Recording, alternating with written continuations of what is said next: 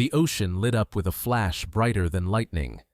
For a moment, satellites watching from orbit showed the sea itself glowing, as if the horizon had been torn open. Then came the shock wave, rolling outward in a violent ring, rattling ships hundreds of kilometers away and sending vibrations deep into coastal towns. What exactly Russia had tested was unclear, but the impact was undeniable. Western analysts were left stunned, scrambling to explain whether the world had just witnessed the birth of a new hypersonic missile or the first real proof of the fabled nuclear torpedo drone. In the hours that followed, state-controlled media in Moscow released fragments of footage, plumes rising from the ocean, waves churning violently, and commanders applauding in dimly lit control rooms. There was no official name for the weapon, no specifications, only whispers. Some experts claimed radar signatures matched a new class of hypersonic glide vehicle, one faster and more agile than anything seen before. Others insisted the disturbance at sea pointed to Poseidon, Russia's rumored nuclear-powered underwater drone, a weapon said to carry a warhead strong enough to flood entire coastlines with radioactive waves. The ambiguity was deliberate. Moscow thrives on uncertainty. By leaving the world unsure, it multiplies the fear. Because whichever theory was true, the implications were terrifying. A missile that can travel at Mach 12, weaving through defenses, or a torpedo that can slip silently beneath the ocean and drown a city in radioactive fire. Either would change the balance of power overnight. Across Washington, Brussels, and Tokyo, alarm bells rang. Military planners demanded answers. Was this a real breakthrough or a staged show of power? Could existing defenses stop it, or was the world entering an age where there is no protection at all? Where are you watching this from right now? Tell us, because what Russia just unleashed could redefine the very future of war, and no one, anywhere, is beyond its reach. The test itself unfolded in fragments, pieced together from shaky footage, satellite imagery, and intercepted communications. Russian media showed only carefully selected clips, commanders clapping, computer screens flashing red, and waves rising high above the sea. But independent observers reported something stranger. Naval radars along NATO's periphery picked up a sudden spike of activity, a launch detected in the Arctic, followed by a violent disturbance in the water. Minutes later, seismic sensors in Scandinavia registered tremors usually associated with underwater detonations. Western analysts debated furiously. Some argued the data pointed to a hypersonic missile, a glide vehicle capable of reaching speeds above Mach 10, descending into the atmosphere with terrifying maneuverability. They noted faint heat signatures streaking across the sky, captured by early warning satellites, consistent with a re-entry vehicle darting toward its target. If true, this would mean Russia had tested a system faster, stealthier, and deadlier than anything yet seen. Others dismissed the hypersonic theory. They pointed to the churning waves, the strange patterns detected by sonar, and the unusual seismic readings. These, they argued, aligned more with an underwater detonation, a torpedo-like system launched beneath the surface. If this was the long-rumored Poseidon drone, then the implications were even more horrifying. Powered by a nuclear reactor, capable of traveling across oceans silently, Poseidon was said to carry a warhead powerful enough to trigger a radioactive tsunami, drowning entire coastlines in waves of destruction. The uncertainty was the weapon. Russia did not confirm nor deny. Instead, officials released cryptic statements calling the test a new step in strategic deterrence. No details, no names, just enough to leave NATO guessing, enough to let fear grow. Was Moscow unveiling a tool designed to break missile shields, or demonstrating a terror weapon built to hold entire nations hostage?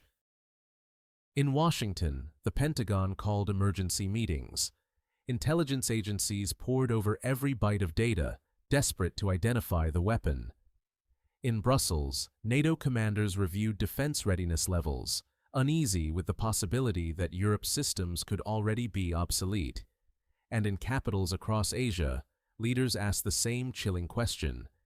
If Russia truly possesses a weapon that cannot be stopped, what does that mean for the future of deterrence itself? What made the test so devastating was not just its destructive power, but the silence that followed. No clarity, no transparency, only the shadow of a weapon the world cannot yet name. And perhaps that was Moscow's point, to show just enough to terrify and not enough to understand. If the test was indeed a hypersonic missile, then what the world witnessed may have been the arrival of a weapon that no defense can currently stop. Unlike traditional ballistic missiles, which arc predictably through the upper atmosphere, hypersonic glide vehicles travel at blistering speeds while weaving unpredictably in flight. They dive low, skim along the edge of space, and shift direction mid-course, making interception almost impossible. Even the most advanced radars struggle to track them. By the time defenses lock on, the warhead may already be seconds away from impact.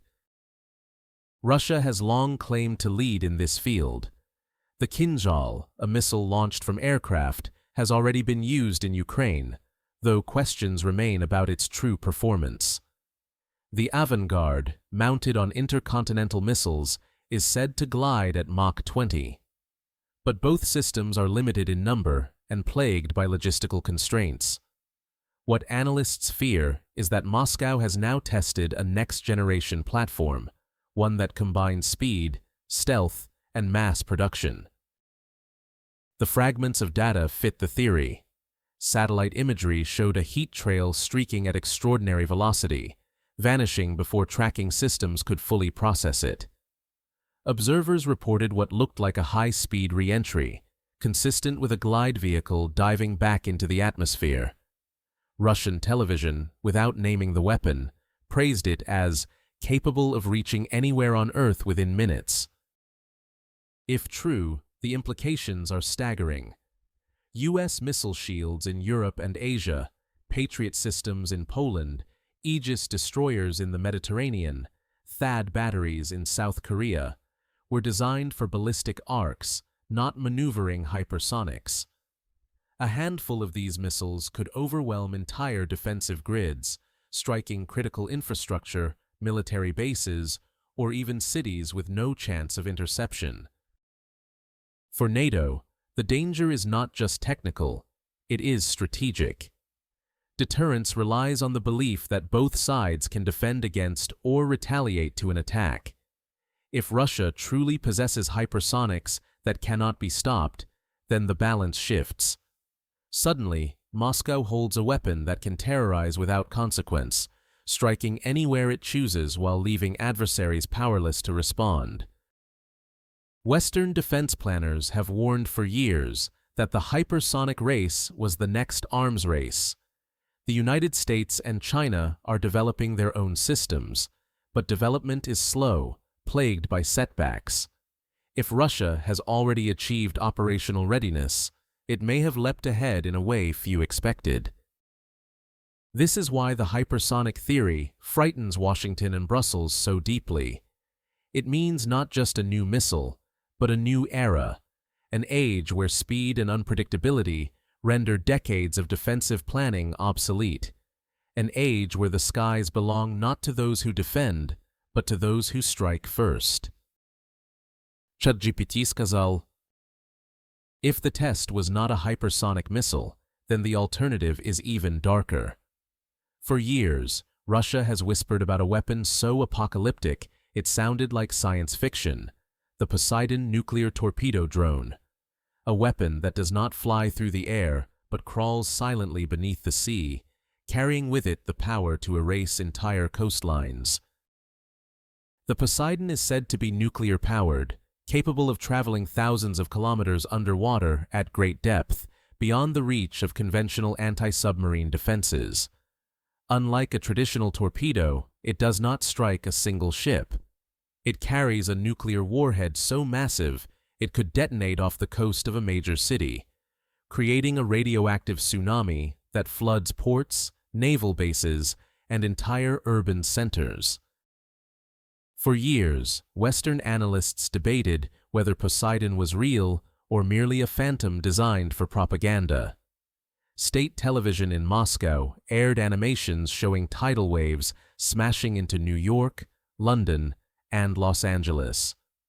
Commentators boasted that no missile shield could ever stop it, but the idea seemed almost too terrifying to be true. Until now. The disturbance at sea during the test, the seismic tremors, the strange sonar echoes, the churning waves captured on satellite, fit the profile of an underwater detonation. Naval intelligence sources reported patterns consistent with a large, fast-moving object beneath the surface. Some even claimed the shock wave was detected far beyond the test zone, as if something had traveled quickly and then unleashed its destructive force deep underwater. If Russia has truly brought Poseidon to life, the strategic implications are catastrophic.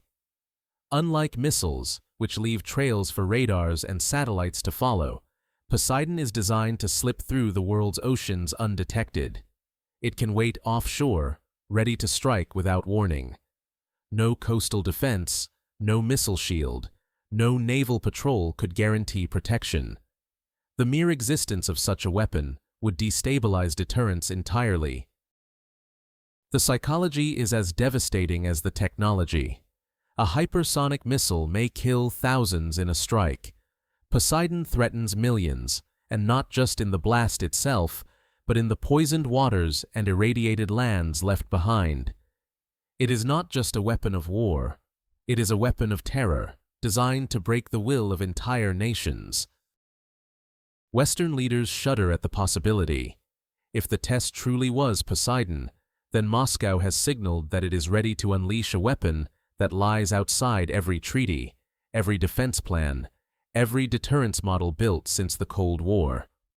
A weapon meant not to fight battles, but to end them with apocalypse. And yet, Russia offers no confirmation, only hints, only shadows. Enough to terrify, enough to remind the world that sometimes fear itself is the strongest weapon of all. In Washington, alarms went off the moment the first reports reached the Pentagon. Analysts crowded into briefing rooms, satellite imagery projected onto walls, commanders debating in tense voices. If this was a new hypersonic missile, America's missile shields in Europe and Asia were already obsolete. If it was Poseidon, then no coastal city on Earth was safe. Both scenarios carried the same conclusion. The U.S. might be staring at a weapon it could neither stop nor deter. The response was immediate. The president called emergency consultations with NATO allies, demanding every scrap of intelligence from submarines, radars, and satellites. The mood in Brussels was equally grim. Generals spoke openly of a strategic earthquake.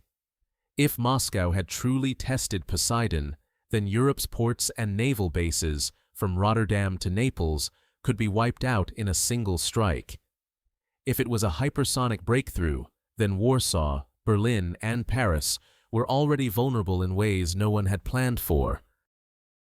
Markets trembled as the news spread. Oil prices spiked on rumors of instability in the Arctic. Defense stocks surged, investors betting on a new wave of military spending. The fear wasn't only about what Russia had tested, it was about what came next. Would Washington double its hypersonic budget? Would Europe pour billions into experimental laser defenses? Would Asia accelerate its own arms race, adding fuel to a fire that was already burning across the globe? In Tokyo and Seoul, leaders demanded immediate reassurances. Japan, already within range of both Chinese and North Korean missiles, now faced the terrifying prospect of Russian hypersonics launched from the Pacific. South Korea, living under constant threat from the north, feared that Moscow's show of force could embolden Pyongyang to escalate. Both nations pressed Washington for stronger guarantees, even as doubts grew about whether guarantees meant anything in a world of unstoppable weapons. Meanwhile, in Beijing, officials watched carefully. China has its own hypersonic program, and if Russia had just leapt ahead, it meant a new kind of rivalry, or a new kind of partnership. State media praised Moscow's technological achievement, framing it as proof that the West could no longer dictate the rules of global security. Iran, too, applauded, with officials calling the test a turning point against Western arrogance. But perhaps the deepest impact was psychological.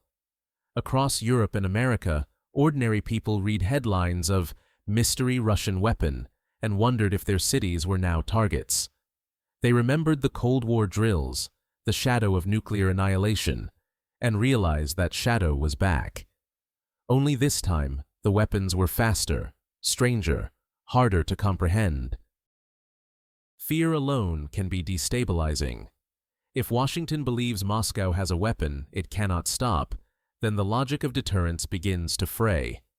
Miscalculation becomes more likely. One false alarm, one misunderstood radar signal, could trigger escalation with catastrophic results. The test may have lasted only minutes, but its consequences are already reshaping strategy across the world. And the most frightening part?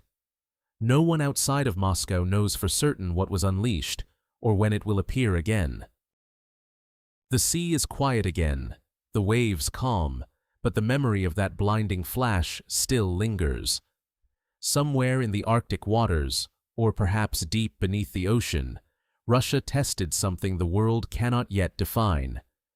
Was it a hypersonic glide vehicle, screaming faster than any defense can follow, or a nuclear torpedo drone moving silently beneath the waves? The truth remains hidden, locked inside Moscow's vaults. What is certain is that the message was received. Russia wants the world to fear what it may now hold in its hands.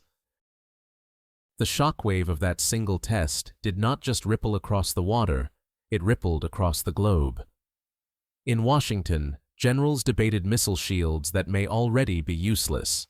In Brussels, leaders whispered about coastal cities suddenly vulnerable.